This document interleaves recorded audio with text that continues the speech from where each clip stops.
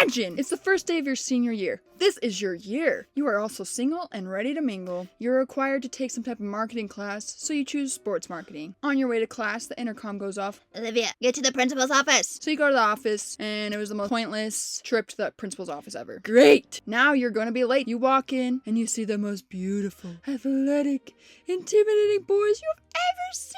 And there's like only one other girl. The teacher calls you out and says, "What's your name?" And the worst thing happens.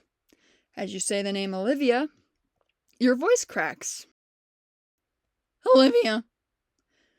Say goodbye to all those football players. They don't want to date you. You sound like a prepubescent little boy. Our next story also involves beautiful men. The setting, volleyball class. In college, I took a volleyball class. We had our class in the gymnasium. Guess who also needed the gymnasium? The basketball team. The beautiful, tall, athletic, highly intimidating basketball team. They took half the court while we took the other. Because I'm a noob at volleyball, I hit the ball in the complete opposite direction I meant to, and the ball went flying to the other side of the court. I run fast, but I was too late. The ball was already entering the boys' giant half circle that they had formed along the three-point line. The ball stops directly under the hoop. No one picks up the ball to hand it over. Great. I must now enter this ring of sweat and testosterone. As I approach the ball, guess what happens. I trip on nothing. There was nothing there. These dudes made me forget how to walk. As I look up to see their reactions, I think, oh, surely they're laughing with me, right? No, wrong. It was worse. They looked at me the same way I look at sus dudes at a gas station late at night. Say goodbye to any of the basketball players asking me out. Ain't nobody wanna date a clown. This next story involves another beautiful man. I was at this little dance thing in college, and there was this incredibly good-looking man. I tried very hard to get his attention. It worked. Eventually, he approached me, and my dream came true. This man asked me for my number! And I said, yeah, sure, whatever. And I get out my phone. Guess what was on my phone?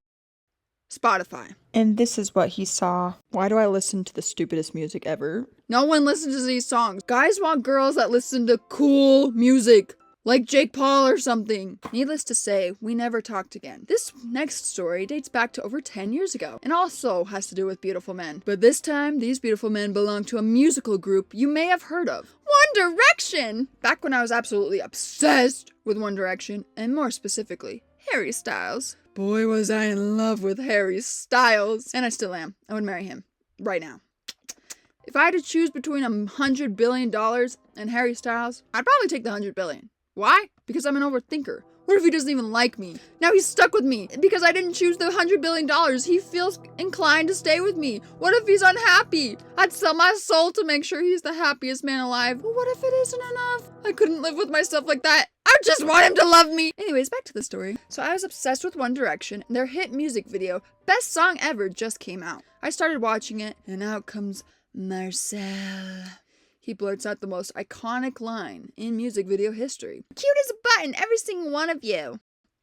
I died and went to heaven. Then I came back to this foul earth. Wash, rinse, repeat. I watched that thing so many times. I watched it over and over and over and over. You can't do this to 13-year-old me. Anyways, sorry I got a little carried away. But Harry, I know you're watching this to find if I'm still single. And yes, I am. Here's my number. Call me at your earliest convenience. Anyways, back to the video. So I loved that line so much. The cute as a button line. But you know what I did not love? Getting up in the morning. I hate it so bad. So little 13-year-old me thought of a genius idea. What if I saved my alarm so that it said, "You're cute as a button, Olivia"? Then it might make me happier, so I'll want to wake up. Well, it didn't work. I still hated getting up. In fact, those mornings I found a little less appreciation for my husband, Harry Styles. It got so annoying, I didn't even picture waking up to him no more. I was too bitter. I was too angry. I hate getting up! Back to the story. Here's the embarrassing part. I was sleeping over at my cousin's house, and I went upstairs to steal some cereal. My cousins all come up laughing. One of them goes, "Here's your phone." "You're cute as a button, Olivia." Alarm just went off.